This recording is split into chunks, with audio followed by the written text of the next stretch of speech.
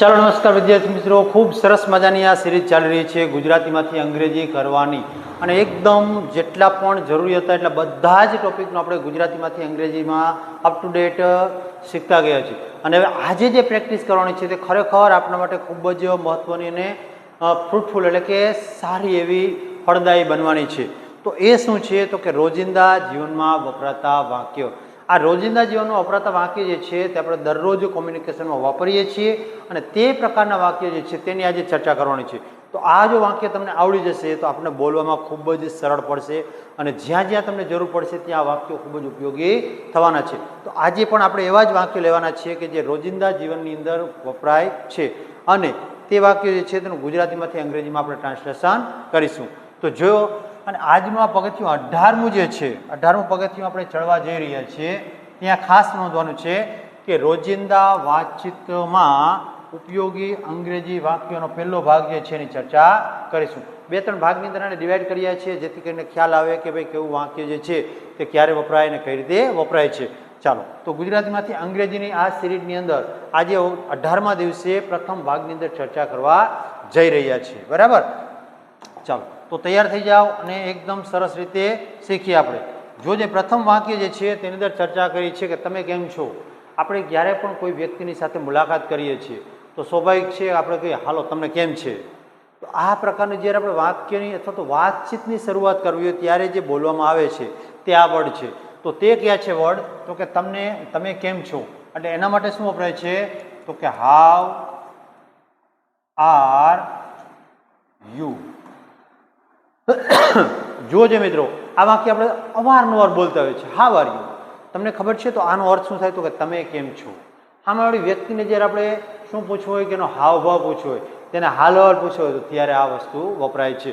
તો હવે તેનું હું મજામાં છું.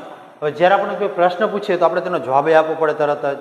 તો અહીંયા જ્યારે આ પ્રકારના વાક્યનો જવાબ આપવાનો થાય તો ત્યારે શું કીધું કે હું મજામાં છું.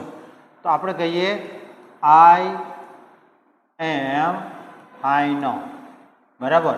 જો જે મારે આટલું નાનું વાક્ય જે છે ને આપણને આ શરૂઆત કરવામાં જ થોડી તકલીફ પડતી હોય છે, પણ હવે પછી આ પ્રકારની તકલીફ છે નથી પડવાની. એટલે વિશ્વાસ સાથે કહું છું, કેમ કે આજે વાક્ય જેવા લાવ્યું છે તમારા માટે કે જે તમને દૈનિક જીવનની અંદર વાતચીત કરવામાં ખૂબ જ ઉપયોગી બનવાના છે. તમે શું કરી રહ્યા છો.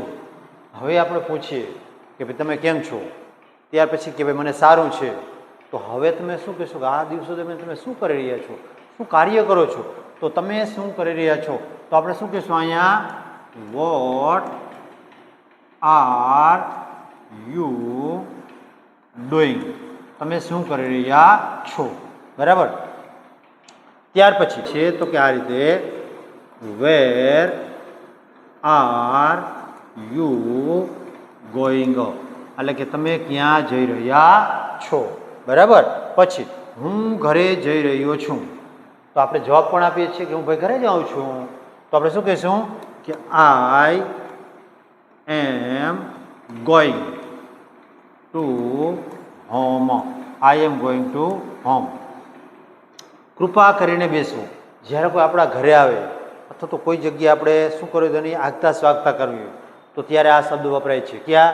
તો કે કૃપા કરીને બેસો. તો એના માટે એકદમ સિમ્પલ છે. આપણે શું વાપરીએ છીએ please seat here. Please seat here. કૃપા કરીને બેસો. અહીંયા હિયર શબ્દ જે છે તે કદાચ ન વાપરીએ તો ચાલે, પણ પ્લીઝ સીટ ડાઉન જે છે તે પણ બોલી શકાય છે. પ્લીઝ સીટ હિયર આવું પણ બોલી શકાય છે. જો કે સીટ ડાઉન જે છે તે સામાન્ય રીતે આદેશાત્મક હોય છે, તો તે અહીંયા વપરાશે નહીં. બરાબર? ચાલો, ત્યાર પછી કૃપા કરીને થોડી રાહ જુઓ. પ્લીઝ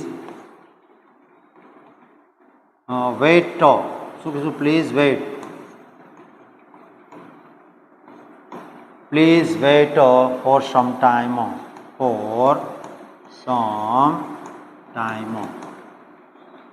જો કે અહીંયા સમય નથી, પણ આપણે થોડી રાહ જુઓ એટલે કે થોડી રાહ જુઓ એટલે please wait for some time. થોડા સમય માટે રાહ જુઓ. આ રીતે. અને હવે પછીના વાક્ય જે છે તેની ચર્ચા કરીએ તો કયા છે જુઓ. તમારો ખૂબ આભાર. બરાબર?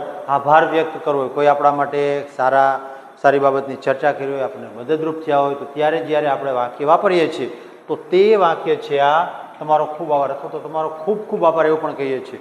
તો આપણે શું કહીશું કે થેન્ક યુ, થેન્ક યુ. અથવા શું વાપરીએ છીએ, ખૂબ કીધું છે એટલે આપણે આમ પણ વાપરી શકીએ થેન્ક યુ વેરી મચ. આ પ્રમાણે ખાલી થેન્ક યુ કહો તો પણ ચાલે, પણ એકદમ આપણે ખૂબ આભાર, ખાલી આપણે જો થેન્ક યુ કીધું હોય તો તમારો આભાર, પણ તમારો ખૂબ આભાર તો થેન્ક યુ વેરી મચ, આ રીતે વપરાય છે. બરાબર.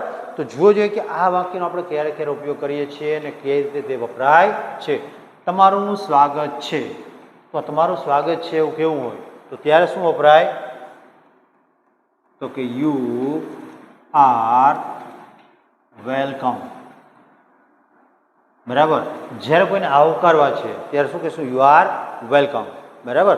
તમે આવકારીએ છો. પછી માફ કરશો, તો માફ કરશો એ શબ્દ બોલવો ને તો માત્ર એક જ શબ્દ આવે છે, શું આવે છે સોરી. સોરી આટલું જ બોલીએ છીએ આપણે, માફ કરશો મને. અથવા પાર્ડન, પાર્ડન એવો શબ્દ પણ ઘણી વખત વપરાય છે.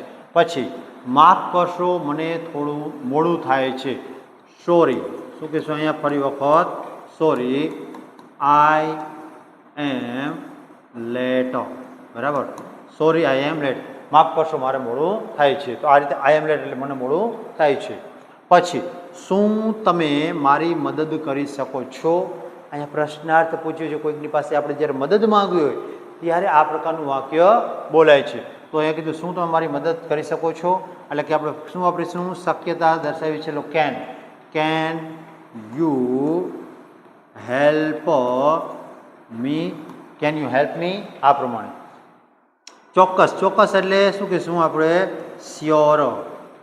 કોઈકની મદદ માંગી હોય તો સામેવાળી વ્યક્તિ આપણને જવાબ આપે, અથવા કોઈક આપણી પાસે મદદ માંગે તો ત્યારે આપણે એને જવાબ આપવો હોય તો શું કહીશું શ્યોર અથવા તો ઓફકોર્સ. બરાબર. આ બે શબ્દ વપરાય છે. મને સમજાતું નથી. હવે ઘણી વખત એમ કે કોઈ હું તમને ખૂબ જ સમજાવું છું તેમ છતાં તમે એમ કહો સાહેબ હજી નથી સમજાતું. અથવા કોઈકને જ્યારે આપણે ચર્ચા કરતા હોય ત્યારે ન સમજાયું હોય ત્યારે કેવા પ્રકારનું વાક્ય બોલવાનું તેની ચર્ચા. તો મને સમજાતું નથી, તો મને એટલે કે I can not understand. Understand. બરાબર. આ રીતે તો આઈ કેન નોટ અન્ડરસ્ટેન્ડ કે મને સમજાતું નથી. પછીનું વાક્ય જે છે તેની ચર્ચા કરીએ તો તે કયું છે જુઓ જોઈએ, કૃપા કરીને ધીમે બોલો. બરાબર. તો અહીંયા મહેરબાની કરીને કીધું છે, કૃપા કરીને. તો શું કીધું કે પ્લીઝ. કૃપા કરીને જ્યારે આવે ત્યારે શું વપરાય, પ્લીઝ સ્પીક સ્લોલી. જો કે સ્લોલી એટલે ધીમે ધીમે એવું થાય, પણ આપણે શું કહીશું પ્લીઝ સ્પીક સ્લોલી, એટલે મહેરબાની કરીને ધીમે બોલો. તમારું નામ શું છે, આ તો બધાને આવડે એવું છે, પણ તેમ છતાં પ્રેક્ટિસના ભાગ સ્વરૂપે જ્યારે આપણે વાક્ય અથવા તો કોઈકની સાથે અંગ્રેજી બોલવાની શરૂઆત કરીએ છીએ ત્યારે આવા વાક્યથી કરશે શરૂઆત તો આપણી જીભ જે છે તે ટેવાઈ જશે અને અંગ્રેજી બોલવામાં આપણને મદદરૂપ થશે. તો તમારું નામ શું છે, તો શું કહીશું આપણે કે વોટ ઇઝ યોર નેમ. બરાબર. આ પ્રમાણે તમે જ્યારે નામ પૂછો તો તમારું જવાબ, તમારું નામ તો તમે આપવાના જ છો સામેવાળી વ્યક્તિને, તો ત્યારે કઈ રીતે બોલાય છે તો કે મારું નામ અશોક છે, તો આપણે કહીશું કે માય નેમ ઇઝ, શું કહીશું આપણે અશોક. બરાબર. તમને મળીને આનંદ થયો. બરાબર. તો આપણે તમને મળીને આનંદ થયો એના માટે સામાન્ય શબ્દ વપરાય છે નાઇસ ટુ મીટ યુ, એટલે કે તમને મળીને આનંદ થયો, મજા આવી. પછીનું વાક્ય શું છે કે તમારો દિવસ શુભ રહે. તો શું કહીશું આપણે have you a nice day. Have you a nice day. તમારો દિવસ શુભ રહે અથવા તો સારો રહે. પછી ફરી મળીશું તો શું કહીશું આપણે વી વિલ મીટ અગેન. હે સાહેબ આવડું મોટું વાક્ય? ના, આવડું મોટું જરૂરી નથી, માત્ર આટલું જ બોલો તો પણ ચાલશે. મીટ અગેન એટલે ફરીથી મળશું, પરંતુ આપણે મળશું ભવિષ્યકાળનો ઉલ્લેખ છે એટલે એ પ્રમાણે મેં આ વાક્ય પૂર્ણ કર્યું છે. તો વિદ્યાર્થી મિત્રો, આ છે આપણા રોજિંદા જીવનમાં વપરાતા વાક્યો. આપને કેવા લાગ્યા વાક્યો, કઈ રીતે ઉપયોગી થાય છે તે મને કોમેન્ટ બોક્સમાં ચોક્કસથી જણાવશો. બરાબર. અને હું આપના પ્રત્યુત્તરની અપેક્ષા રાખું છું કે ચોક્કસથી તમે મને જવાબ આપો. ચાલો, આજના લેક્ચરને અહીંયા પૂર્ણ કરીએ. જે કોઈ પણ આપનો ક્વેરી છે, જે કોઈ પણ પ્રશ્ન છે તે મને કોમેન્ટ બોક્સમાં ચોક્કસથી જણાવશો.